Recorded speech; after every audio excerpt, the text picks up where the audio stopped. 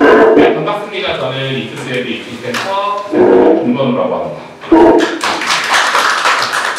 네.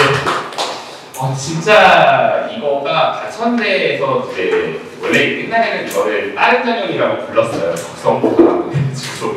근데 그게 없어지면서 왜냐면 적성보사가 문제가 많다 그래서 없애고 그거를 논술 형태로 바꿔서 냈어요. 그러니까 약수령 논술이라고 하는 것 자체가 문제가 일단 쉬워요. 그러니까 학교에서 주관식을 쓸 수 있을 정도 수준이 된다 라고 하면은 본인이 할 수 있는 그런 입시 제도예요. 그러니까 일반적으로 저희가 논술이라는 걸 되게 깊이 생각해서 자기의 것을 써야 된다고 하잖아요. 근데 뒤에 보시면은 제가 문제를 어떤 건지 간략하게 설명드릴 거고 다음 시간에 제 다음 모듈에 들어오시는 분이 실제로 국어 강의를 해주시는 분이라서 어떻게 그걸 공부도 해야 하는지 어떻게 강의도 하시는지 학원에서 어떤 그 운영하시는 것들도 다 자세하게 설명을 드릴 거예요. 지금부터 이제 시작하도록 하겠습니다.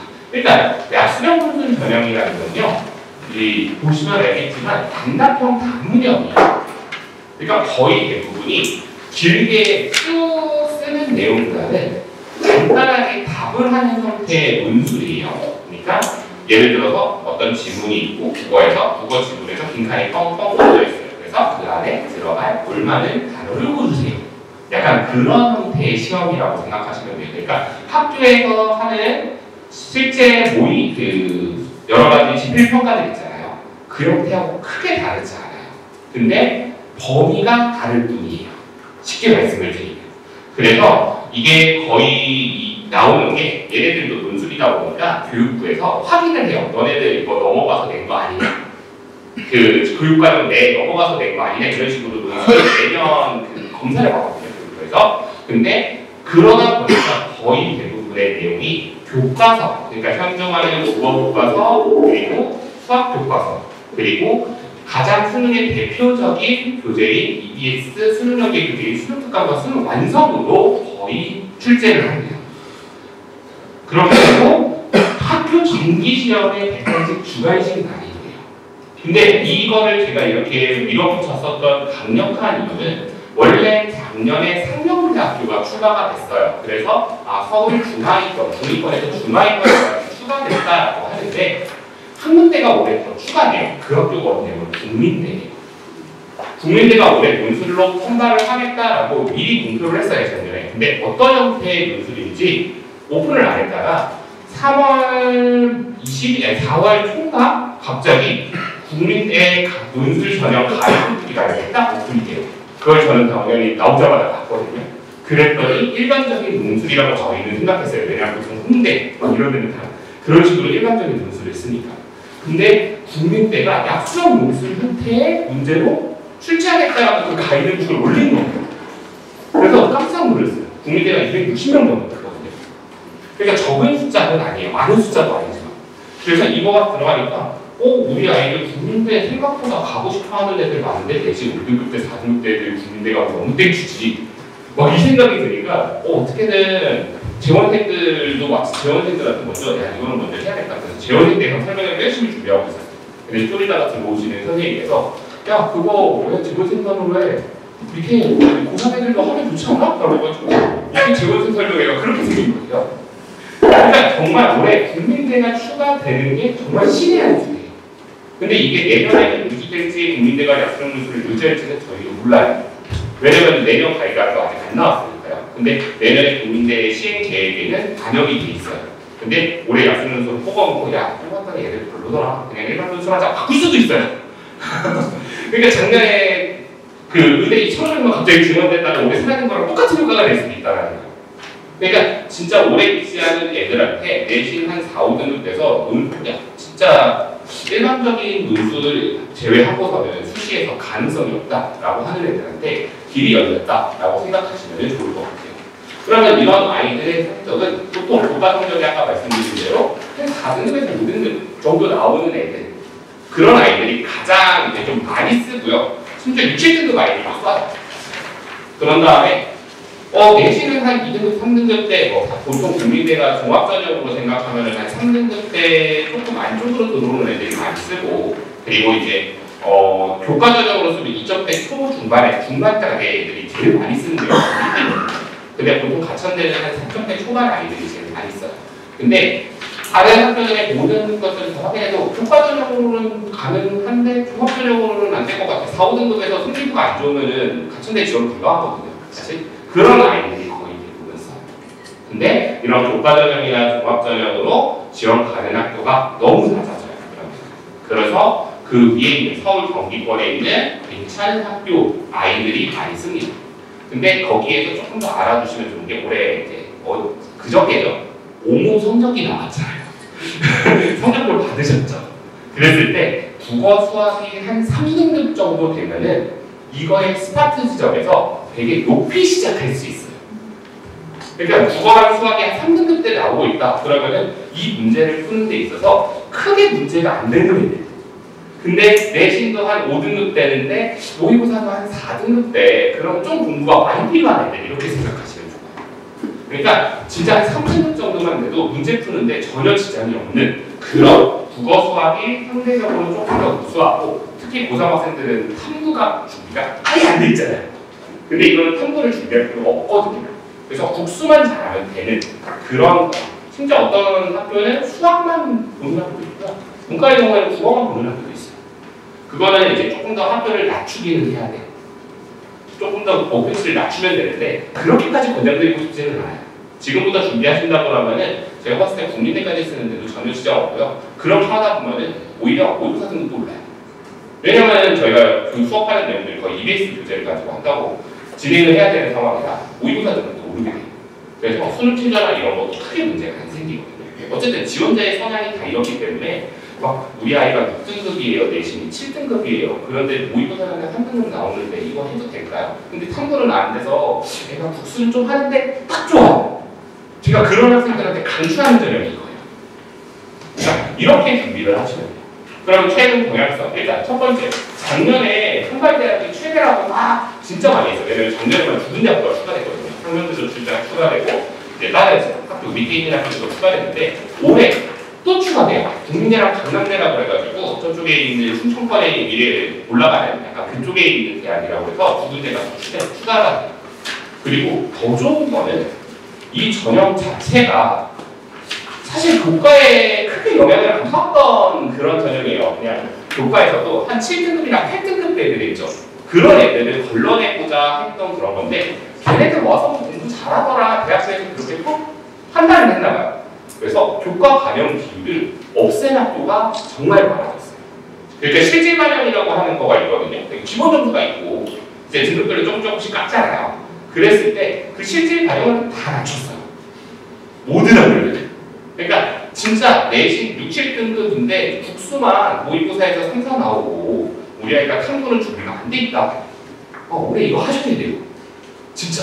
이거 안 하시면은 두 군데로 대학 가는 게 어디 정도 수준이냐면 두 군데로 대학 갈 수 있는 게 이제 조금 괜찮은 대학이 일단 경기권에서는 벗어나셔야 돼요. 수원대만 해도 3과목이 들어가요.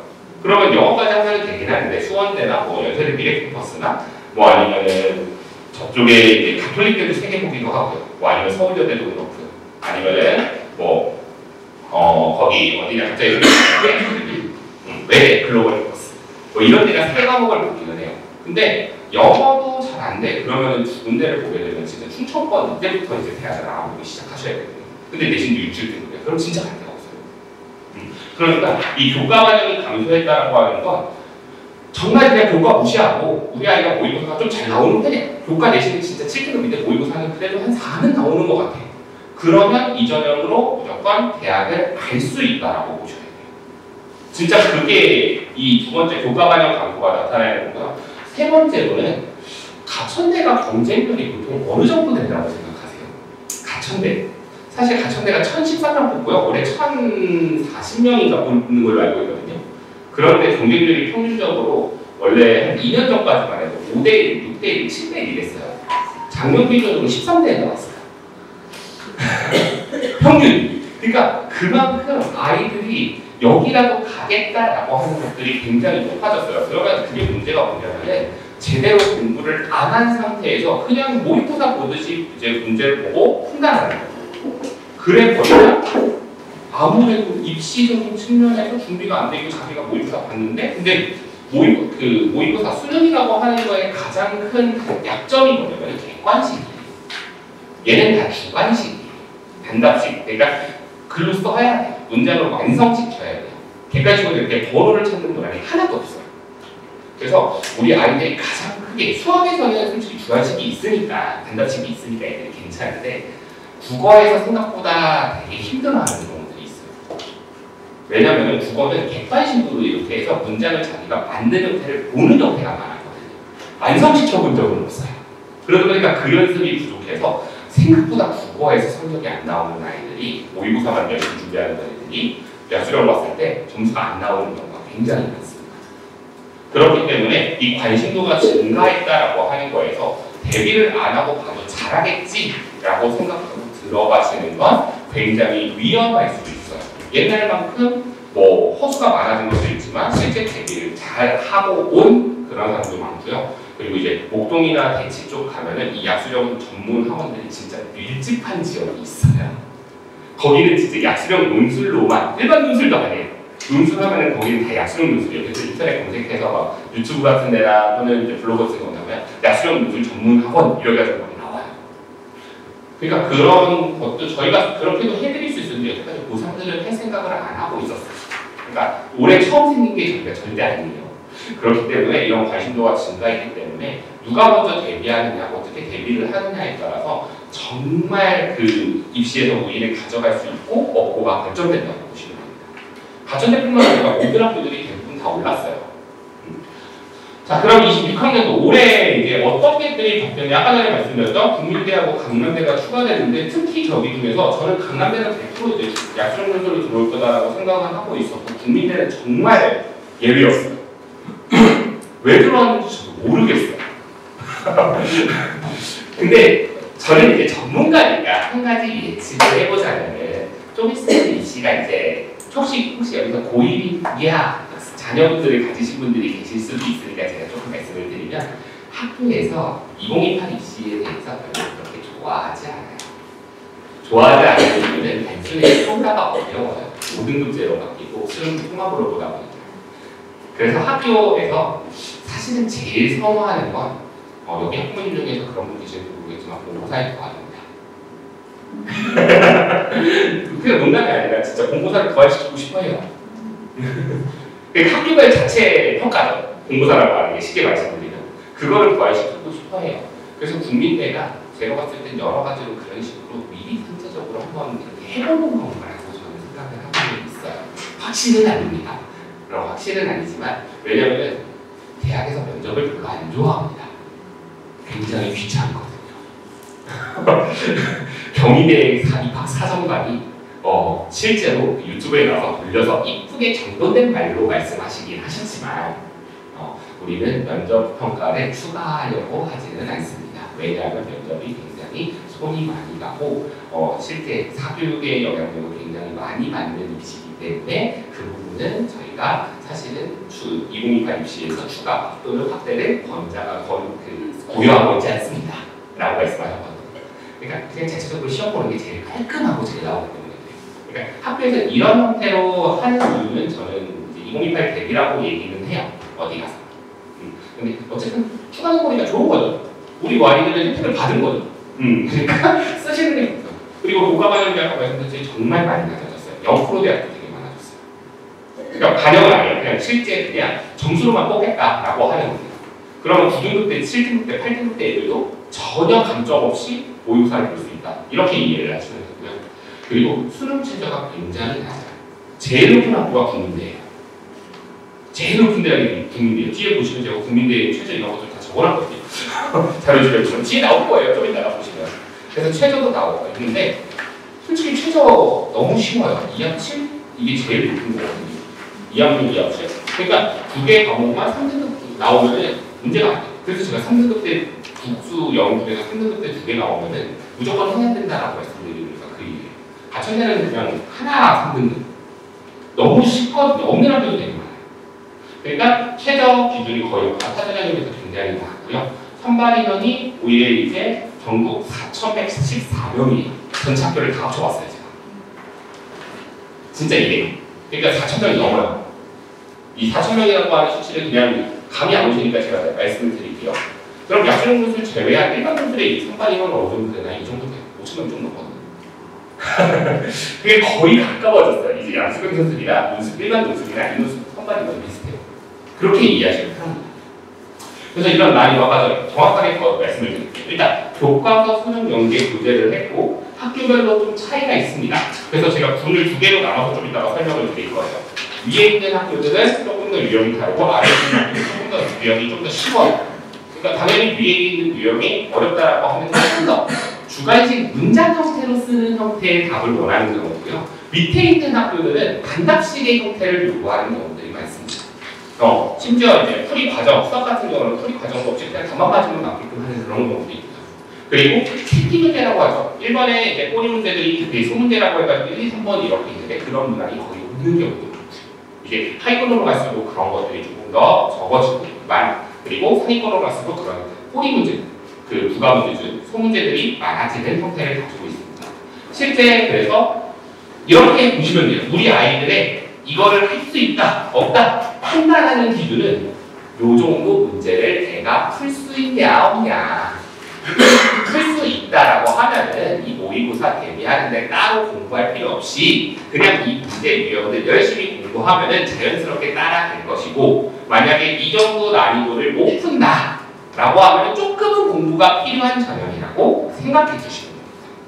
그래서 어디 이번에 모의고사 보통 3모랑 5모는 자기가 몇 번 나왔는지도 문제에 있어요. 그 성적표에.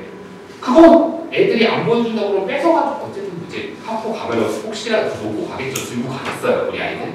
그럼 몰래 꺼내가지고 여기 번호 정도에 맞췄나 안 맞췄나 확인해 보시면 돼요. 그러면 이거 맞췄네? 우리 이거 할 수 있겠구나 라고 생각해 주시면 되고요. 아 이거 좀 많이 틀렸네? 그럼 좀 더 공부를 시키고서도 할 수 있다. 근데 반만 맞춰도 지금부터 연습하면 충분히 돼요.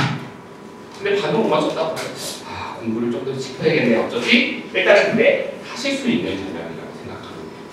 그래서 EBS 수능 수능 완성. 여기서 혹시 인문계 학부모님들 계실까요? 인문계 자연 계신가요 혹시? 인문계 학부모님들한테는 말씀을 드리면 제가 이제 실제로 붙은 케이스를 몇 가지를 말씀드리면 제가 이제 수학과목 출신이에요. 강사 출신인데 이거를로 대학을 되게 많이 보냈어요. 내신은 한 6등급대에서 5등급대.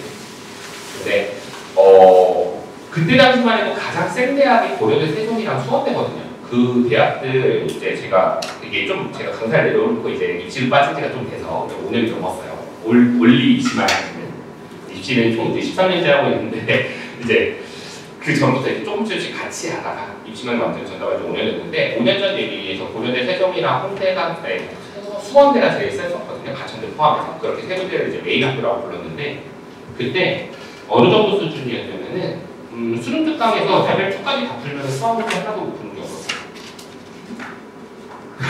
수능 특강이 보면은 뒤에 예세 문제에서 레벨 1, 레벨 2, 레벨 3가 있어요. 근데 그 아이들한테 레벨 3는 전혀 안 풀렸어요. 레벨 1, 레벨 2만 풀렸어요. 그랬더니 얘가 합격해서 갔어요. 딱 그 정도 수준이라고 생각하시면 돼요. 그게 이 정도 수학에서 수학은 아니고요. 제가 국어는 워낙 잘 써가지고 따로 제가 시키진 않았거든요. 근데 딱 그 정도 시켜서 수학을 올렸더니 처음에 수험대가 발표해가지고 아버님께서 야 얘가 갈 수 있는 대학이 있구나 그러셨어요. 왜냐면 내신이 5등급대였으니까요. 아버님께서 감사합니다 이러셨는데 홍대 세종도 썼는데 홍대 세종도 붙었어요. 근데 수원대가 훨씬 더 나으니까 아버님께서 수원대 보내시겠다.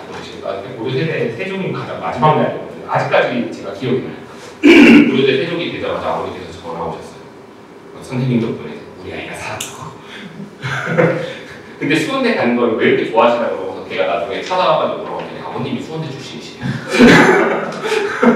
그래서 우리 아들이 막 그 동문들한테 엄청 전화 돌리시대요. 우리 아들이 내 뒤를 따라서 우리 학교를 간다 그리고 자랑을 하시고 술 사셨는데 고대 세종 붙었다고 해서 고대 세종 간다고 그러니까 술을 한 번 더 사시는 그렇게 되셨다 이런 얘기도 있었어요. 그러니까 진짜 딱 그 정도 난이도다 라고 생각하시면 돼요. 모두 이해가 아니에요. 그러니까 모두가 아니에요. 그러니까 정말 어느 정도 적당한 난이도까지 이해하고 푸는 아이들한테는 굉장히 좋은 점입니다. 출제 범위는 보통 이제 문학 독서 위주가 굉장히 많아요. 그러니까 엄매나 화장이 거의 안 들어간다고 보시면 돼요. 근데 엄매나 화장이 들어가는 학교는 있어요. 그리고 제가 대학교 할 때 표시해드렸어요. 이거 안 찍으셔도 돼요. 뒤에 제가 그 자료집 보시면 맨 뒤에 학교 이렇게 막 구분해놓은 걸 이렇게 만들어 놓은 거 있어요. 대학들. 거기 보시면 상세하게 제가 다 적어놨어요. 그러려고 자료집을 드리는 거잖아요. 그거 보시면서 하시라고? 네. 거기에 다 있으니까, 아, 이 학교는 엄매 화장을 하는 학교가 있구나. 매체는 없어요. 엄매나 헌법, 장문 이렇게 들어가는 경우들이 있고요. 수학은 보통 미적분이 없습니다. 학부도 없어요. 거의 수학수, 그러니까 고등학교 2학년 내용으로 끝입니다. 그러니까 너무 엄청 어렵지 않아서 수능 최저가 있는 대학과 없는 대학이 이렇게 구분되는데 제가 노란색으로 표시하는 곳이 아무래도 인기가 높은 대학들입니다. 당연히 이제 수능 최저가 있는 대학들이 조금 더 높은 대학들이 많고요. 인기가 없는 이제 수능 최저가 있는 대학에서 저렇게 세군대학교가 가장 인기가 높습니다. 그러니까 보통 수능 최저 있어야 좀 좋은 대학을 간다 이렇게 생각하면 되는데 그렇게 빡세지 않습니다. 그러니까 너무 걱정 안 하셔도 돼요. 수능 최저 못 맞출 거? 아, 저는 걱정 안 해요. 3등급은 네, 말은 나옵니다. 웬만큼 공부를 했다고 한다. 이걸 가지고 좀 입결을 분석을 해드릴 건데요. 이제 제가 가천대를 가지고 온 이유가 있어요. 일단 가천대가 메이저 국립대까지 들어온다고 해서 메이저 3학부에는 항상 들어간다고 보시면 돼요. 가장 선발 인원도 많고 아이들이 여기를 생각해가지고 타겟팅해서 공부를 많이 하는데요. 입결이 지금 계속 발표하면서 제가 정리하고 있지만 다른 학교와 달리 가천대만이 가지고 있는 특징이 있어요. 다른 학교는 내신 등급만 나와요. 근데 우리가 필요한 건 약수능 논술이잖아요. 그럼 그 논술이 문제 맞췄는지가 중요하거든요. 근데 다른 학교는 그거를 오픈을 안 해요. 유일하게 가천대만 그걸 오픈을 해요. 그러면 가천대라고 하는 거에서 봤을 때 무슨 학과? 일단은 학과별로 이렇게 쭉 인기 있는 학과들이 당연히 위에 높을 거고요. 인기가 없는 학교들이 이렇게 낮을 겁니다. 뭐 유교나 이런 쪽이 많이 낮겠죠. 그러면 가천대가 몇 문항이 나오냐면 총 15문항이 나오고요. 15문항 중에서 뭐 세기문제 포함하고 나면 조금 더 늘어나긴 하는데 어쨌든 메인 문항은 15개예요. 이과의 경우에는 국어 6문제, 문과의 수학 9문제. 반대로 이제 문과의 경우에는 국어 9문제, 수학 6문제거든요. 그렇게 나오는데 총 15문항 중에서 이제 합격하는 학생의 점수, 이제 컷이 보통 13개 정도 맞으면은 상위권 대학을 합격할 수 있는 수준. 그리고 13개를 못 맞고 한 11개 정도 맞으면 하위권과를 붙는 수준입니다. 쉽게 말씀드리면.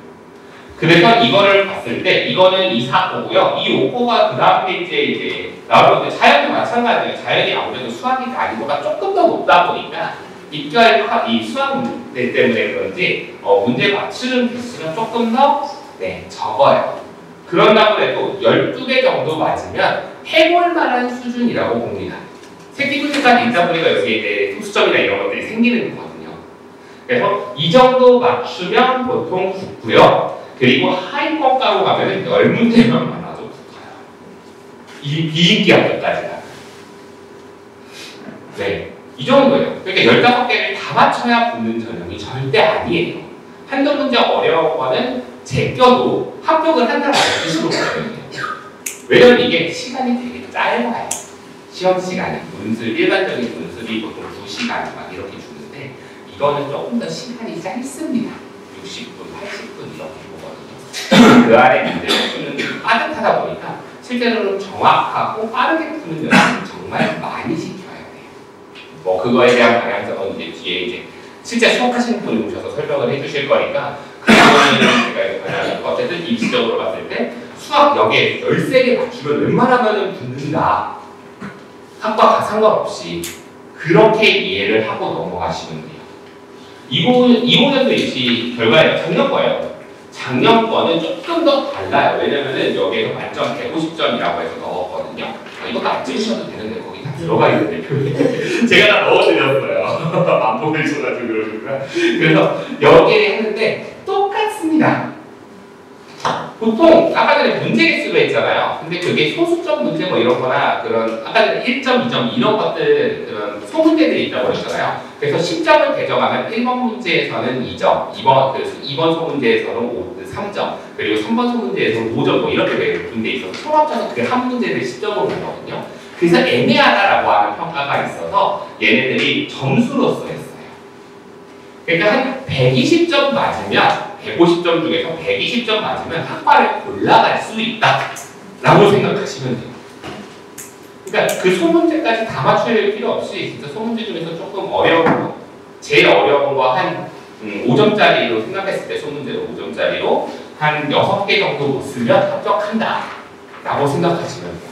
나머지 다 맞추고 하이퍼과는 뭐 100점대예요. 그러니까 진짜 여기하고 했을 때 거의 15점 정도 차이가 납니다. 근데 확실한 건 인문의 경우가 조금 더 점수가 높아요. 그럼 이런 경우도 있어요. 만약에 이거 쓰는데 뭐 학과에 대한 제한이 있나요? 없어요. 생기부 내용 전혀 반영하지 않고요. 과목 선택 전혀 반영하지 않습니다. 그래서 만약에 인문 학생이면 자연이 아까 전에 점수가 조금 더 낮다고 했잖아요. 잘 쓰셔도 돼요. 자연을 쓰셔도 돼요. 만약에 그런 거 있잖아요. 인문인데 무리하니까 국어는 못해. 수학은 더 잘해. 정말 간혹 나오는 케이스인데 그러면 자연별로 불러 쓰셔도 상관없습니다. 그러니까 지원에 제한이 없어요. 진짜 마음에 드는 학과 그냥 쓰시면 되는데 보통 경쟁률이 지금 인문의 경우가 매우 높아요. 보이시죠? 저 경쟁률 50대 47대 이거 보이시죠? 그러니까 이 전년도과하고 비교해보면 경쟁률이 여기가 체력분대가 클라우드공학과 뭐 이렇긴 한데 여기 이렇게 39대 뭐 이렇게 25대로 보이다가 작년에 인기가 확 오르면서 지금 20대가 안 보여요. 그러니까 그 정도로 지금 이 약수령 논술이라고 하는 게 강남권에서는 강남권 진짜 최하위권 아이들은 무조건 다 알려주는 전형이 돼버렸어요. 그러니까 일사도 그걸 같이 맞춰서 가야 되잖아요. 여기도 그래도 나를 교육 부끄러워 부르는데 그래서 제가 이 설명을 하는 거예요. 이미 강남에서는 진짜 그냥 대학 못 갈 것 같다 그러면 다들 약수령 논술 하고 있어요. 그러니까 진짜 많이 하셨으면 좋겠어요. 그래서 이과과를 보시면 더 합니다. 이과과는 지금 보면 78점도 있어요. 시위대가 인기 없거든요, 근데. 그러니까 거의 대부분 붙었어요. 진짜. 그냥 적당히 쓰는 아이들이 거의 붙었다라고 보시면 돼요. 대비하고서 들어온 아이들. 그래서 100점부터 시작해 110점부터 시작해서 보통 한 70점대 정도 나오면은 이거는 정말 근데 좀 이상한 케이스이기도 하고요. 여기가 이제 그 조금 학과에서 인기가 없긴 하죠. 시정이니 응급부전이 이러다 보니까 좀 인기가 좀 상대적으로 떨어져서 그렇고요. 보통 평균적으로 한 100점 정도 맞으면은 자연계열에서 무난히 합격할 수 있습니다. 150점 다 맞아야 되는 전형이 절대 아니에요. 근데 이게 가천대가 이 정도면 다른 학교도 더 하고요. 가천대보다 더 인기가 없는 학교는 이것보다 덜 맞아도 붙는다는 뜻이에요. 그래서 제가 가천대를 메인으로 가져오는 겁니다. 그러니까 다 푸는 게 절대 아니에요. 그 어떤 설명에 저도 이제 설명에 이런 거 다니니까 설명에 갔더니 만점 받지 않으면 사실은 이 약수령 논술은 힘들다, 아까같이 힘들다 이런 얘기를 막 하시더라고요. 아니요, 실제 결과 보면은 만점 받는 애들보다 그것보다 훨씬 적게 받는 애들이 더 많이 받아요. 진짜. 근데 왜 그런 얘기를 하시는지 전 모르겠어요. 당연히 그건 법을 주시는 거겠죠. 그러니까 너네들이 약수령 논술 대비 잘해야 된다 이런 식으로. 그럴 수 있어요. 여기 학생들이 있어서 좀 걱정되긴 하는데 학생들은 좀 귀 막고 들어줘요. 다 맞아야 돼요. 학생들은 다 맞아야 된다고 하고 학부모님들 아니라고 알고 가시면 좋아요. 학생들한테 그 얘기 하죠. 저도. 야, 다 맞을 정도로 공부해야 돼 라고 해야 되는데 네, 학생들이 2명이나 있어가지고 학생들이 올 줄 몰랐네요. 네. 이러면 공부 안 하는데 그렇습니다. 실제 문학 예시고요. 이건 국민대 겁니다.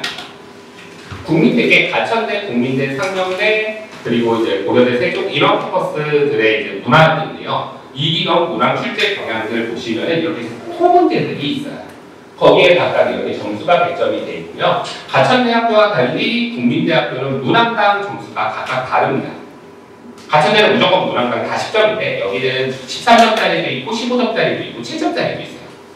이런 식으로 나와서 이 꼬리 문제들이 얼만큼 되느냐 이거에 따라서 많이 갈리긴 합니다. 근데 보통 아이들이 이거는 잘 쓰는데 이 튀는 걸 못 써요. 그러니까 꼬리 문제 중에 끝에 부분이 항상 점수가 높거든요. 그래서 이거를 대비해야 된다고 하는 겁니다.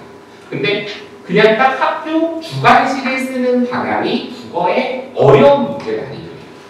그러면 여기에서 한 단계 딱 넘어가면 이게 수원대 거거든요. 수원대가 이제 쉬운 그 약수령 분술의 가장 그 높은 학교의 예시예요. 그러면 그거는 어떻게 되면 빈칸 채우기. 보이시죠? 이런 형태의 국어 시험입니다. 이게 국어 문항의 예시예요. 딱 빈칸 채우기예요. 그냥 읽고서 이 문장에 요약한 것을 요약하기 위해서 들어갈 알맞은 단어를 찾아서 넣으세요. 그냥 딱 학교의 단답식 수준인 거고요. 이거는 학교의 주관식 수준이라고 생각하시면 됩니다. 뒤로 넘어가시면 이게 수원 예시거든요. 이것도 마찬가지로 국민일 거예요. 제일 어려운 학교라고 말씀드렸잖아요. 그래서 제일 어려운 학교와 제일 쉬운 학교를 보여드리는 거예요. 보면은 그냥 딱 이렇게 생긴 문제들이 있고 뭐를 구하시오, 뭐를 구하시오, 뭐를 구하시오. 이게 뭐냐면 모의고사로 따지면 학부 문항인데 그 풀이 과정 있잖아요. 그거를 1, 2, 3번으로 나타내는 거예요. 그러니까 어떤 문제 풀 때 보통 여기 모의고사 학생들 가봤으니까 학생들 기준으로 얘기할게요. 기억, 니은, 지읒 중에서 맞는 걸 고르세요. 이거 있잖아요. 그러면 그 기억, 니은 중에서 본인이 직접 푼다고 생각하면 돼요. 그거를 주관식으로 바꿔놓은 거예요. 기억이 맞는지 확인해서 답해라. 딱 이게 어려운 난이도의 시험 문제, 수학 문제 예시입니다. 그 중에서 가장 어려운 게 이제 뒷부분에 있는 것 같다. 여기 있네요. 12점짜리. 이런 것들이 진짜 어려운 난이도인 거예요. 근데 이것도 학교에서 보면 딱 학교 시험에 심한 문제예요. 네, 딱 그 등급 가르는 문제들이 있잖아요. 그 정도 수준이라고 보시면 돼요. 어렵지 않아요. 네, 우리 아이들은 어려워 보이는데 라고 하는 표정을 가지고 지금 앉아있는데 그거는 본인이 그때 공부했을 때고 지금 미적분 보다가 이거 수원수투예요. 보면 쉬워요. 그러니까 너무 걱정 안 해도 할만하다라고 생각하시면 됩니다. 그래서 더 쉬운 학교들은 이런 거예요. 그냥 문제가 보면은 이것도 마찬가지로 수원대 거예요. 6번 보면은 15번인데 그냥 여기에는 삼각형의 넓이를 구하시고 이게 이 정도 난이도거든요. 이거 주관식 문제는 아니 주관식에서 한 23번부터 우리가 주관식이 23번부터 주관식 23번이에요. 23번부터는 미적분이죠. 이제 선택 과목이고 이제 16번부터 해서 22번까지가 주관식이잖아요. 그러니까 단답식 모의고사에서 이게 어느 정도 난이도라면 한 18번에서 19번 정도 문제 풀이에요. 그냥 딱 그 정도예요. 18번, 19번, 20번까지도 한 거예요. 그 정도 난이도로 출제가 되기 때문에 이렇게 학교 주관식 쓰듯이 쭉 이렇게 다 쓰면 끝이에요. 이게 홍대 세는 거예요. 이렇게 쓰면 끝입니다. 근데 진짜 어렵지 않아요. 근데 아이들은 안 하려고 하죠. 왜냐면 정시 잘 봐가지고 나는 더 좋은 대학 갈 수 있는데 엄마가 약속 준비를 시키고 있다. 이런 얘기를 하거든요. 근데 재수하러 와서도 약속 준비를 보는 애도 있어요. 그러니까 진짜 현실은 그렇다는 걸 꼭 알고 갔으면 좋겠어요. 그래서 보통 제가 이제 약수연구소에서 상위권으로 분류하는 대학이 여기서부터 여기까지 딱 보시면 알겠지만 인서울 경기권, 고려대 세종 제외한 거는 인서울 경기권 대학들이에요. 그래서 이 학년이 제일 높은 컷이고요. 사실 간천대에 있는 바이오로직스 학과가 유일하게 이 학부인데 여기는 아무래도 좀 그 메디컬 계열 쪽하고 옆에서 양력과 하는 곳이거든요. 바이오로직스가. 그래서 좀 인기가 높고 공부학과다 보니까 컷이 높습니다. 근데 보면 나머지들도 전부 다 그렇게 높지 않아요. 힐라우다가 이학과라고 할 텐데 저기가 컴퓨터계열에서 제일 세고 저기는 이제 계약학과라고 해가지고 좀 더 이제 대학 거의 시험이 거의 확정적으로 되는 그런 곳이라서 좀 센 거고요. 나머지 일반학과는 1학 3, 2학 6 없는 학교도 있고요. 이제 그 대신에 여기 없는 대신에 상명대는 엄매랑 화작 아까 말씀드렸던 국어에서 저게 포함이 됩니다. 그래서 저것 때문에 사실은 공부가 필요해요. 보통 아이들이 엄매 화작을 같이 공부하는 경우가 없거든요. 그래서 저것 때문에 상명대를 준비하시기 위해서는 국어 공부가 조금 빡센 학교고요. 가천대도 마찬가지로 화작하고 문법이라고 되어 있는데 그 문법이 쉽게 말하면 언어예요. 그래서 그게 포함돼서 요거 두 개가 빡세요. 근데 국민대가 너무 저는 나이스하게 됐어요. 선택 과목에 아무것도 안 들어가 있어요. 왜 그랬는지 저도 모르겠어요.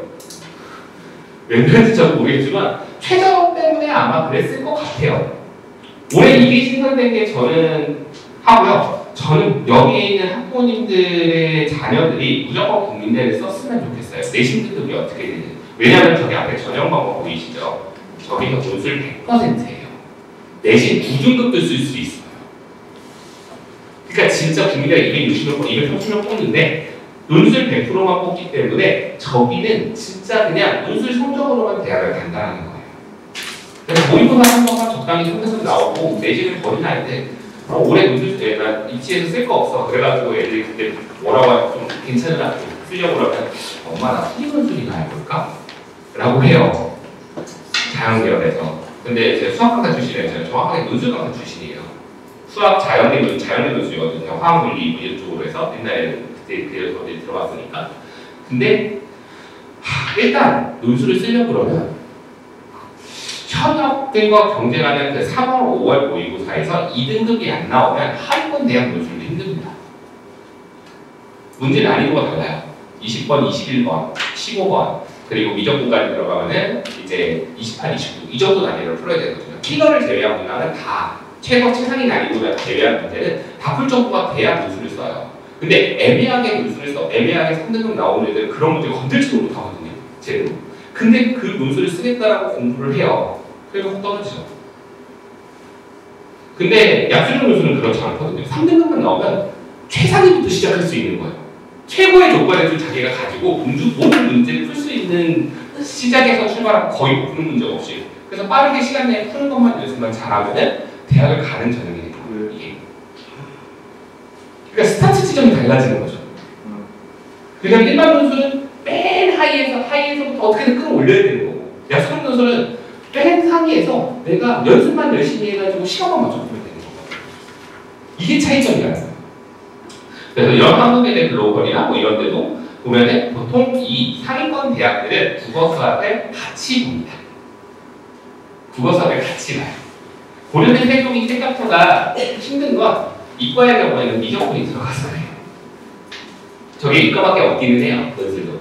근데 미적분이 들어가서 애들이 되게 힘들어하고 되게 안 써요. 어느 순간부터 위에 있는 여기는 안 써요. 그래서 경쟁률이 낮은데 개인적으로는 미적분이 괜찮다. 그럼 미적분 문항에서도 난이도 어렵지 않거든요. 그래서 썼으면 좋겠어요. 세종 보내시는 게 조금 그렇긴 하시면 그거는 자녀분들과 협상을 하셔서 네 얘기를 하셔야 되는데 남자애들은 좀 걱정되긴 해요. 가가지고 저도 남자고 저도 이제 자취생활을 해봤지만 네, 돼지우리가 따로 없잖아요. 그래서 남자들이 이거 걱정이 되긴 하는데 세종 보내거든요. 네, 그런다고 해도 학교 수준이 괜찮기 때문에 저는 개인적으로는 여러 학교를 위주로 쓰시면 되고요. 만약에 근데 준비를 했는데 한 4등급대에서 5등급대에서 출발을 하다 보니까 저기 위에 있는 학교를 쓰기에는 애매하다 그러면은 요 정도 학교에서 쓸 수 있습니다. 국수를 같이 보는 학교도 있고 여기서부터는 수학만 보는 학교도 있어요. 국어만 보는 학교도 있어요. 지금 이런 식으로 한국기술대대 같은 경우에 사회계열의 국어랑 사회화입니다. 사회는 그냥 일반 사회, 통합사회 내용 나와요. 그러니까 그런 내용으로 진행되고 여기는 거의 최저가 없습니다. 있다고 해도 한 1등급, 5등급이 안 나올까요? 영어 5등급이면 60점이에요. 그거는 나오지 않을까요? 네. 5등급이면 60점이 아니고 50점이거든요. 50점만 넘으면 되는데 그거는 넘지 않을까요? 그래서 이거는 최저가 없다고 생각해요. 개인이. 세종대도 홍익대에서 좀 깎으면 60점이에요. 영어 60점은 나오잖아요, 아이들. 그러니까 여기서부터는 최저가 없는 건데 보시면 알겠지만 시간이 지금 조금 빠듯해요. 일반 논술에 비해서 좀 짧습니다. 일반 논술이 보통 120분 100분 주거든요. 근데 시험 시간이 70분에서 80분, 짧은 학교 상반대 같은 경우는 60분 이렇게 줘요. 그것 때문에 힘든 겁니다. 사실 이 전형이. 다 아는데 나중에 시험 기다리고 나와가지고 다 아는데 시간이 없어서 못 풀었대.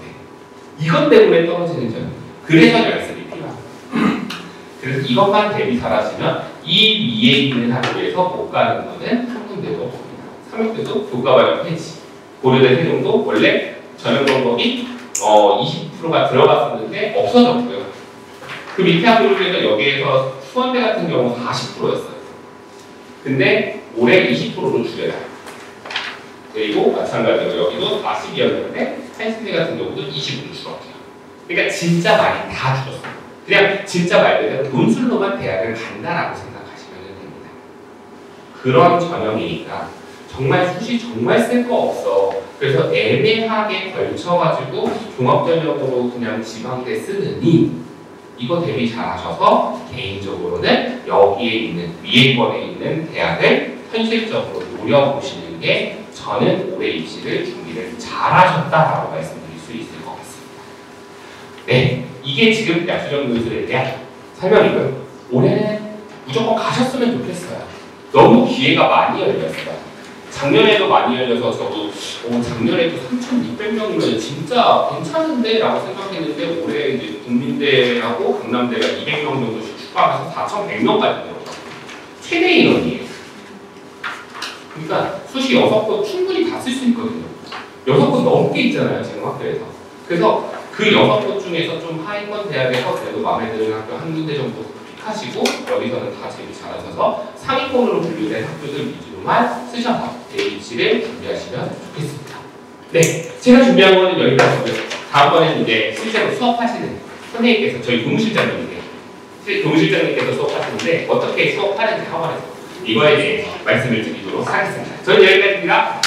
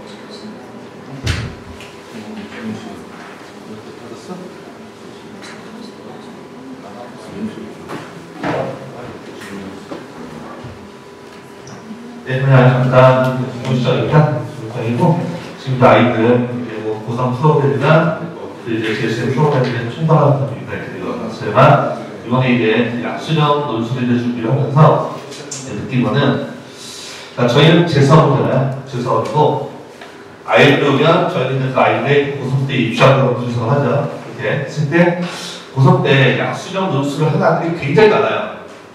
굉장히 많은데 지금 제4업이죠. 같이. 그 이유는 뭐냐? 수시 원서를 얻었어요?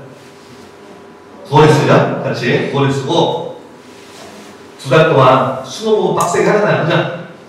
전혀 안 해요, 준비를. 수능 준비만 빡세게 하다가 수능이 딱 끝나면 그 다음날. 수능은 목요일날 보죠? 금요일부터 이제 시험부터까지 매일매일 공부하는 거예요. 자, 그러면 6개월, 5개월 공부한 애와 일주일 공부하고 시험 보는 애 비교해봅니다. 누가 학교를 해야 돼요? 그쵸? 이건 뭐냐면은 저도 이제 작년 제가 이거 약속을 잘 하고 있는데 보면은 아이들이 기존에 쭉 해온 아이들 있고 파이널 때만 딱 적은 아이들 있잖아요. 차이점은 파이널은 말 그대로 그냥 문제풀이 수업이에요. 이렇게 연습하는 거. 그 중요한 거는 개념이 갖춰져 있어야 그 문제풀이도 가능하잖아요. 이렇게 지금 하다 보니까 아이들이 대부분 약수하는 애들은 국어 소통 과목을 하자를 많이 해요. 헌법과 작문 이렇게 엄밀한 데는 거의 없다고 보셔야 돼요. 같이 하자를 많이 하다 보니까 문법 문제가 출제가 돼요. 이게. 내가 문법을 또 다시 공부했는데 그럴 시간이 없잖아요. 이렇게 같이 그런 문제 있죠. 그리고 시험 문제는 무조건 EBS 안에서만 수능 특강, 수능 학습 안에서만 이렇게 그냥 평소에 그거를 공부했던 아이가 있고 수능 준비하면서 수능 준비할 때 EBS 공부 안 하다가 끝나면 이것 때문에 EBS 공부하는데 당연히 또 그 차이가 있죠. 그래서 그런 거를 좀 보여드리기 위해서 준비를 한 거고 자, 우리 이제 여름에 6월 통과가 있어요. 그죠? 어떤 결과가 잘 생겨보세요. 그죠? 5월 교육청이 끝났을 때 난리 났죠? 이런 거 시험 되지 마라. 그죠? 점수도 높고, 뭐 영어 등급이 뭐 16%가 등장하고 난리가 났어요. 이렇게. 근데 이 리듬을 잘 보면요, 고3들이니까 1년 동안 리듬을 잘 보면 5월달 모의고사 끝나고 설명회 하는 학원 없죠. 그쵸? 3월달 끝나면 모든 학원이 다 설명해야죠. 5월달 없어요. 6편 끝나면 다 해야 또 학원들이 막 킨테스 밀려서 많이 나요. 이렇게. 그리고 10월달 2010 모의고사 설명이 없죠. 9편 끝나면 설명회 하죠. 그죠? 그리고 10월 서울시기 요청 다 무시하죠. 심지어는 아이들도 시험을 보면 안 가, 학교에 그날. 이게 수능 직전이기 때문에 걔들이 봐서 심리적으로 꼬이게 되면 망친다. 안 보여도 많아요, 이렇게. 이렇게 가는 건데, 자, 5월달, 7월달, 10월달에 설명회가 없는 이유는 간단해요. 난이도가 없는 시험이니까. 아이들에게 꿈과 희망을 주는 시험이니까. 그렇죠? 5월달은 6평 인방이니까, 자, 한번 희망을 가져봐. 하는 게 5월달. 6월달에 와! 이렇게 돼요. 7월달 여름방학 직전, 이제 방학 때 수능 공부해야지 또 희망을 갖고 해봐. 또 쉽게 내요. 9월달에 와! 그죠? 10월달 수능 인방이니까 마지막까지 포기하지 마. 또 쉽게 내요. 수능 때 꽉 이렇게 되는 거예요. 이게 1년 부처예요, 모의고사가 이렇게. 그치? 그러면, 자, 이제 그 과정에서 제가 약수를 말씀드린 이유는 이유야 많죠. 뭐 내신이 안 나와서 뭐 수능 이유 많은데 대부분이 중학교 때는 우리가 공부를 곧잘 했는데 고등학교 가니까 내신이 안 나와. 이런 경우. 생각해보세요. 중학교는 한 학교의 절반이 올 A예요. 그죠? 한 학교의 절반이 올 A예요. 걔들이 고등학교 갔어요. 그런 애들 너무 많았어요. 그러니까 중학교 동작은 고등학교 가면 평균 8배가 떠든다 얘기예요. 이렇게 지금. 그렇지? 그러니까 아니 고등학교 중학교 때 내신 잘 나오다가 고1, 고2, 고3을 넘어서 내신이 점점 안 나온다? 이런 이유가 가장 나타나는 거죠. 그렇지? 그 이유는 아시겠지만 범위가 너무 좁아지고 있어요 지금. 범위는 아이들 폭은 좁아지고 과목은 많아지고 이렇게 지금. 그렇지? 그래서 자 어떤 아이가 이게 필요하냐? 자 왜 이게 필요하냐?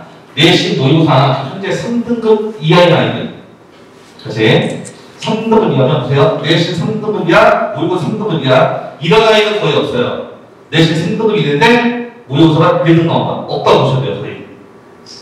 그래서 보통 이런 아이들에게 제가 좀 추천을 하는 거고, 보통 3등급이면 우리 아이들 수도권 진입이 돼야 안 돼요? 어렵죠? 인수는 불가죠, 그냥 불가고 잘 가야 인천 경기권 이 정도. 자, 간단합니다. 수시를 보는 이유는 대학을 높이기 위해서요, 이렇게. 그렇죠? 수능으로 갈 대학이라면 할 필요 없거든요, 이렇게. 그죠? 대학을 높이기 위해서 하는 거고, 근데 우리 부모님들이 아마 약수령, 논술령 것에서 용어가 낯설다 라고 보시는데 말 그대로 우리 예전에 적성평가라는 것이 기억하세요? 우리는 적성평가 이렇게 그거예요. 적성평가가 주관식 바뀐 거예요. 객관식. 심지어 옛날에 적성평가 했을 때는 이런 얘기를 그냥 IQ 테스트다 이런 느낌이었어요. 그게 이제 주관식으로 오게 된 거고, 하다 보니까 우리 부모님도 학교 다닐 때 시험 보실 때 뭐 3음절로 쓰시오, 뭐 4음절로 쓰시오. 그 문제가 나와요. 그 문제가.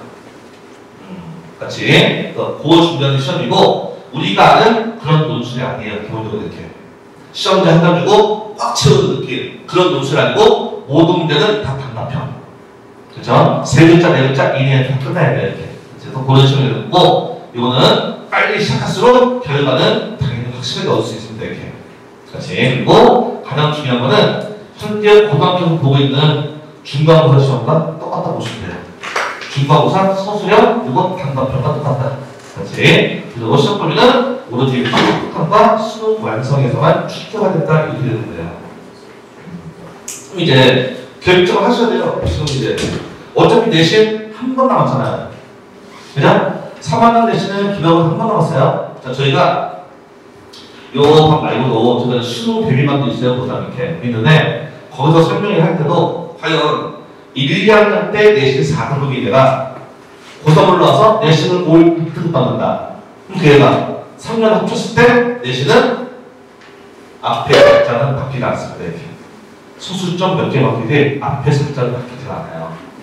예. 그러니까 결국에 내신은 유식을 하는 거지 확 올린다의 개념이 아니라는 거예요. 그러다가 기본부터가 한 번 나왔어요. 한 번 나왔으면 그냥 지금 하던 식으로 공부해도 그 대신 나온다는 얘기예요. 이렇게. 또 3학년은 또 정수 평가가 많다 보니까 예, 그게 더욱더 심한 거고 이렇게. 그렇지? 그래서 보통 보면은 약수는 정확히 범위가 정해져 있고 유형이 정확히 정해져 있다. 근데 우리가 알고 있는 일반 논술은 뭐가 나올지 모르고 주기간도 굉장히 오래 걸리는 이렇게. 그렇지? 보시는 거고 그러면 자 어떤 아이가 가능하냐? 내신 4, 5, 6, 7등까지 가능합니다. 이렇게. 그렇지? 그리고 비교과 평범하니 낮은 모의고사 점수 가능합니다. 이렇게. 저는 여러분 아까 설명드렸을 거예요. 굉장히 만장이고 올해 타겟 시기도 국민대가 타겟이죠? 설명드렸지만 올해 원래 약수는 대장대학이 가천대였어요. 대장이. 올해 이제 국민대와 가천대가 붙는 거예요. 지금 이렇게. 이제 누가 대장이냐 이거 붙는 거예요. 지금. 제가 보시는 거고. 근데 아시겠지만 제 생각은 그래요. 그쪽 아이들은 거기 그냥 가는 거고 이쪽 아이들은 이쪽 가는 거예요. 이렇게. 그러니까 국민대 가까운 애들은 국민대 가는 거고 경기권 애들은 가천대로 가는 거고 이렇게.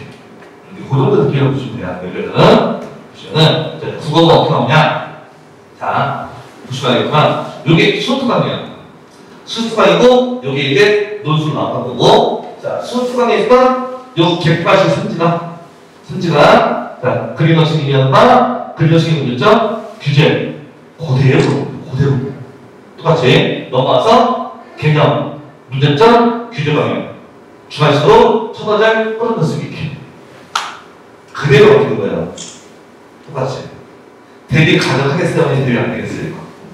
대비 가능합니다. 이거는 이렇게 바뀌는 거고 그다음에 자 문법 같은 경우는 EBS에 있던 그 똑같은 예시가 그대로 다시 중간식으로 그대로 이렇게 그래서 EBS가 중요하다고 말씀드리는 거예요. 시험 이렇게 자 그다음에 자 독서 같은 경우 자 보시면 알겠지만 자 여기서 앞에 보면은 세 가지 유형의 모모를 대체한다. 그다음에 레퍼토리의 모모를 상당히 구성한다. 그대로 중간식으로 가서 보시면 알겠지만 자 모모인데 따라서 내용이 달라졌다. 왕원의 내용지는 자막과 소속의 모모를 대체한다. 그대로 이렇게 그리고 성대하게 구성한다. 그대로 이렇게 이거 보셔야 돼요.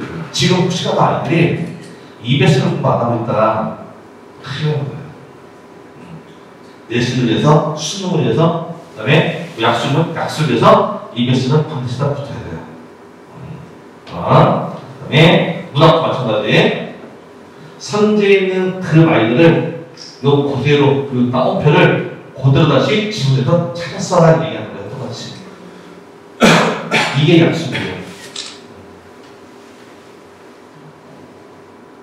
그러니까 본인이 딱 보시기에는 아니 이게 왜 안 돼? 돼요. 공부하면 되는 거예요. 이게 이렇게. 근데 이제 아이들이 그걸 찾아서 못하는 거예요. 찾아서 이렇게. 그렇지? 말씀드린 거고 그 다음에 수학 같은 경우는 저는 국어선생이에요. 국어선생이 무수한데 수학은 이제 알려주면은 제일 많이 나오는 건 국어 수학 중에서 학점을 좌우하는 과목은 무엇인가? 문과는 보통 국어 8문제, 수학 2문제. 이과는 수학 2문제, 국어 8문제, 수학 8문제, 국어 2문제 듯이. 문과는 이과는 학교는 무조건 수학이 좌우된다. 무조건 수학이 이렇게. 그러니까 수학이 기본이 없으면 안 돼요. 기본적으로 이렇게. 그렇지. 보시면 되는 거고, 물론 문과 수학이 이과 수학보다는 더 쉽죠. 더 쉬운 거니까 나중에 원서 쓰실 때 먼저 하는 거고, 알려서 점수 보고. 그러면 미리 본인이 공부를 해놔야지 내가 문과로 쓸지 이과로 쓸지 그걸 알 수가 있잖아요. 나는 그냥 과탐하니까 이과야. 그러니까 나는 어디서 쓸 때 이과로 썼다. 그럼 수학 문제가 6문제, 8문제 이걸 알아야 되는 거야. 그렇지? 미리 준비해주고 그러면 수학을 잘하는 학생들만 지원이 가능한가? 약술, 논술 자체가 상위권을 대상하는 시험이 아니에요. 기본적으로 이렇게. 그래서 이거는 4, 5, 6등급이 경쟁합니다. 이렇게. 4, 5, 6등급이 이렇게. 그러면 나랑 똑같은 아이들이 경쟁하는 거예요. 그러면 지금부터라도 제대로 공부를 시작하면 충분히 잡을 수 있는 거예요. 근데 문제가 어려운 데냐? 아니죠. 지금 현재 보고 있는 모의고사에서 3점 정도만 해결하면 된다. 3점 정도의 문제를 해결하고 아시겠지만 국어는 단답형이지만 수학은 써야 돼요. 시그다. 이게 아쉬운 거야.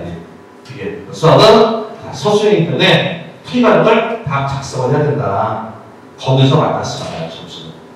이렇게 그거를 대비하는 거고, 물론 공부하실 때는 어려운 문제 절대 안 나와요. 무조건 기본 개념을 공부하시는 거예요. 수학은 기본 개념을 하는데 공식을 암기하는 게 아니고 그 공식을 거꾸로 유도하는 거를 계속 연습해야 되는 거예요.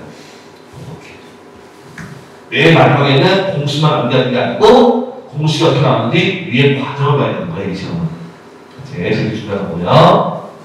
그 다음에 수학에서 합격을 좌우하고 있는 건 수원 스트예요. 이렇게 수원 스트만 출제가 되는 거고 몇몇 대학에서 이제 이과, 이쪽 분들 추가되는 거예요. 그러니까 수원 스트가 주라고 보시면 돼요. 근데 아시겠지만 수원 스트는 우리 아이들이 매일매일 공부하는 거예요. 지금 매일매일 공부하는 게 나오기 때문에 큰 어려움은 없는 거예요. 이 방법을 수능은 객관식, 얘는 서술형. 방법만 약간 좀 바꿔줘야 되는 거예요. 이렇게. 그리고 당연히 시험 범위는 똑같아요. 수학도 EBS 수특강 수능 완성이고요. 완성이고 얘는 근데 무조건 교과서 개념 출제이기 때문에 3점 이상이 어려운 거는 절대 필요 없대요. 그렇지? 철저하게 여기서만 타겟을 맞춰주면 되는 거예요. 수능을 준비하는 것보다는 굉장히 수월하죠. 수월하죠. 근데 중요한 거는 원서는 하나 가지고 여러 있는 거니까 최근은 또 갖고 안 되는 거 아니에요. 최근도 이렇게. 네, 수능을 벌려봤으면 절대 아니에요. 수능 해야 돼요. 하는 거고, 네, 논술형 자체가 얘만 딱 준비를 하고 끝난다? 절대 아닙니다. 최근가 나오고 얘를 잘 봐도 안 되는 케이스가 많아요. 논술은 뚜껑을 여가지고 아시는 거예요. 그렇지. 그렇기 때문에 양쪽을 다 준비하고 있어야 된다. 가장 좋은 거는 수능이 잘 나오는 거.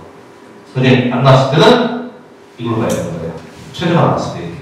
그렇지. 준비해놓고, 그 다음에, 자, 좋아했지만, 이렇게 공부하시는 거예요. 수학은 가장 중요한 거는 무조건 개념 정리를 하셔야 됩니다.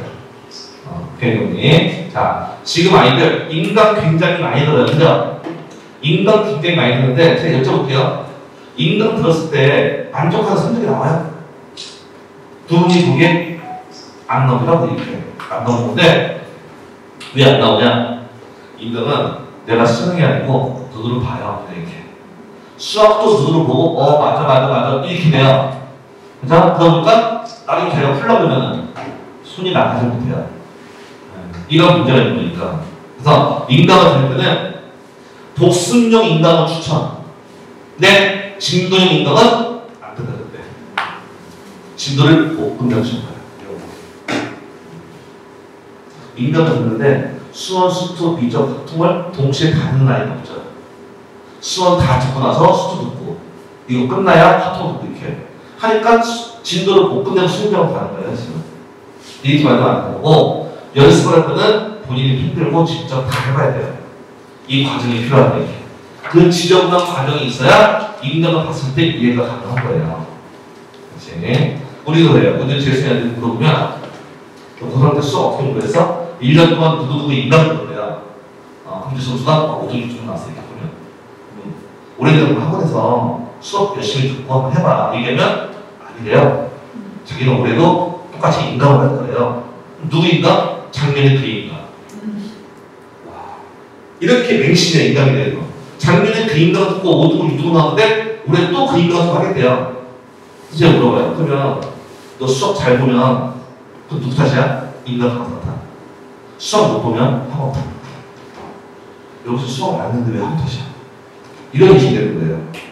그거는 부모님께서 조정 안 해주시면은 아이는 그걸 깨닫지 못해요. 그렇지. 자, 다시 보고, 그 다음에 당연히 문제는 많이 풀어보셔야 돼요. 많이 풀어보는데 지금 또 말씀드린 거는 그냥 모의고사 기준으로 3점대 문제만 풀어봐요. 예, 푸는데 눈으로 풀지 말고 반드시 손으로 풀이 같은 걸 다 세워야 된다 이렇게. 이게 가장 좋은 거예요. 평소에 공부할 때. 아이들 모의고사 볼 때요. 앞에 1, 2번 있잖아요. 1페이지에 1, 2번 넘어가는 시간이 1분이 잘 안 걸려요. 시험지 나와주면 1분 남아서 탁 넘어가야 돼. 동시에 이렇게. 제가 보면은 시험지는 깨끗해요. 눈으로. 첫 페이지는 다 눈으로 써요. 그렇게 두번 절대 안 된다는 거예요. 그래서 항상 좀 손이 움직이는 걸 필요한 거고, 그 다음에 요거 기출문제, 10점 논술 문제는 한번 풀어보시는 게 좋아요. 이렇게. 이거는 나중에 이제 어차피 이제 작년 한 번은 6평이고 기도 보니까 6평 끝나고 나서 이제 방향이 설정이 되면 그때. 지금은 일단 6평 준비하시고. 그래서 이렇게 지나가시는 게 좋은 거고, 저희 강좌는 아마 여름방학 때가 되면 집에 편하면 굉장히 많은 논술학원에 이게 들어올 거예요. 찔러시가야 돼. 같이 보시는데 약수령은 거의 없어요. 다 논술이지. 약수령이 있으면 강남, 옥동 이런 데 함께 들어가 있어요. 이렇게. 그래서 보시면 학기 중에는 아이들 바빠요. 그냥 많이 올 수 없어요. 학기 중에는 일주일에 한 번, 그래서 수학 2시간, 국어 2시간, 일주일에 제가 2회 진행을 하고요. 5주 단위로 진행하는 거고, 여기 저희가 이제 수능 볼 때까지 이렇게 4주차, 4차 정도 해놓고 저희 끝납니다. 이렇게. 여름방학에는 10월 28일부터 8월 1일까지. 여름방학이 어떤 학교는 2주가 안 되는 학교, 어떤 학교는 3주 다 달라요. 그 공통분모가 여기에 이렇게 있고. 그래서 28일부터 8월 2일까지 이때 저희가 이제 썸머 집중반 운영을 하고요. 이때는 이제 종일 개념으로 보셔야 되는 거죠. 이거는 학교 끝나고 보고, 이거는 이제 아침에 와서 종일 개념으로 보셔야 되는 거예요. 했을 때 저희가 일주일 동안 매일 해갖고 저희가 이제 이렇게 월화수목금 집중 수업을 시작합니다. 이렇게. 그래서 이게 끝나면 다시 아이들은 또 개학이 되는 거고, 다시 일주일에 이제 한 번으로 다시 바뀔 거예요. 다시. 그래서 이런 식으로 이제 아이들 준비하시면 되는 거고요. 제가 강조드린 거는 얘는 내리시다시면 절대 안 되는 거예요. 결국 수능 점수 나오는 애가 얘도 잘 가요. 그럴 수밖에 없잖아요. 수능도 똑같이 EBS가 50%였는데, 그죠? 그 공부한 애가 결국 얘를 잘 가는 거예요. 그래서 얘를 공부해도 수능이 잘 나와야 되는 거고, 수능을 공부했을 때도 얘가 잘 나와야 되는 거예요. 어느 쪽이 되는 거예요. 같이. 다음은 제가 참고로 보여드릴게요. 이거는 지금 현재 저희가 하고 있는 고3 수능반이에요. 현재 고3 수능반 진행하고 있고, 이렇게 지금 자격은 수학이 필수고 국어 영어는 이제 선택적으로 가능합니다. 이렇게 가는 거고, 지금 아이들 공부하고 있고요. 지금은 이렇게 지금 2과목 들어갔을 때 12T고 3과목 들어가면 15T가 나가고 있어요. 이렇게 지금 이 아이들이 이제 여름방학 때 본으로 썸머 스쿨 이겨지는 거예요. 그렇고 썸머 스쿨 가면 이제 저희가 확대 시간표가 적용되었고, 지금 이 수업 시간이 약 2배로 보시면 돼요. 이렇게. 그렇지? 똑같죠? 여름방학 때 무조건 살려놔야 되니까 이렇게.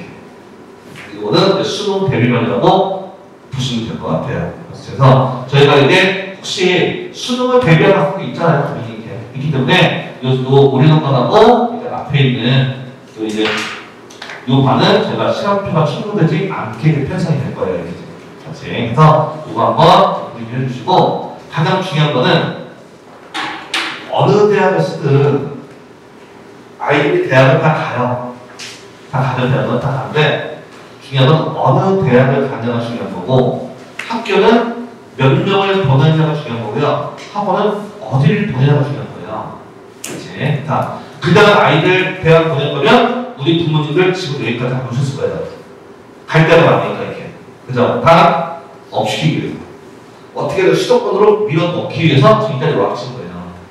그렇지? 했을 때 이제 정확히 좀 현실을 직시하셔야 되는 거고, 이제 고3 내시는 다 끝났습니다. 지금 99% 끝났어요. 지금 한번 하는 거고, 이게 남은 거는 오로지 수능이에요. 오로지 수능과 수시만 남아있다. 이렇게. 수시하면 학종 교과라면 우리 아이가 할 일은 아무것도 없어야 돼요. 이미 끝났으니까. 이렇게.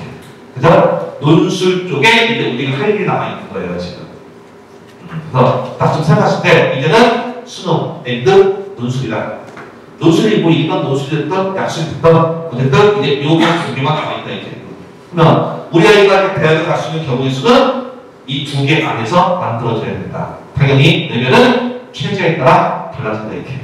네, 이렇게 생각하셔야 돼요. 지금부터는. 그리고 이게는 기말고사 준비 안 한다고 막 야단치죠. 아이가 기말고사가 잘 봐도 이게 올라가는 크게 줬다는 거 아이가 안 본 거예요. 그러니까 기말고사 빨리 공부해 이게 아니고 빨리 EBS 공부해 수능 공부해 이걸 그렇게 되는 거예요. 그렇지. 하고 일단은 6표만 한번 보세요. 다음 주에 6표 보시고 나면 굉장히 많은 입시기관에서의 결과가 나오고 그다음 대학 예측이 이제 막 나오기 시작해요. 그때 이제 우리 도움에서 이제 주도권을 가지고 좀 판단을 좀 해주셔야 될 거예요. 아이는 어떻게든 쉽게 가려고 했고 세상에 쉽게 갈 수 있는 대학은 아무도 없다. 그러니까 부모님이 주도권 가지고 이제 아이의 계획을 잡아주시는 게 좋을 것 같습니다. 같이. 그래서 오늘은 여기까지 설명드리고요. 6평 이후에 저희가 6월 6일날 6평 설명회가 있고 다시 또 고3 수능 대비 또 이 설명회가 또 있어요. 같이. 그때는 좀 더 이제 정확한 숫자를 보고 이제 말씀드릴 수 있을 것 같아요. 그렇기 때문에 일단 지금은 돌아가셔서 아이들한테 열심히 6평 대비하는 거 그죠? 그리고 단 한 가지 6평 점수는 절대 수능 점수가 아니라는 거. 그러니까 신박하지 말고 좋아하지 말아요. 그렇지? 그리고 6평 대비 설명회에서 또 인사드리겠습니다. 오늘 여기까지 마치겠습니다. 감사합니다.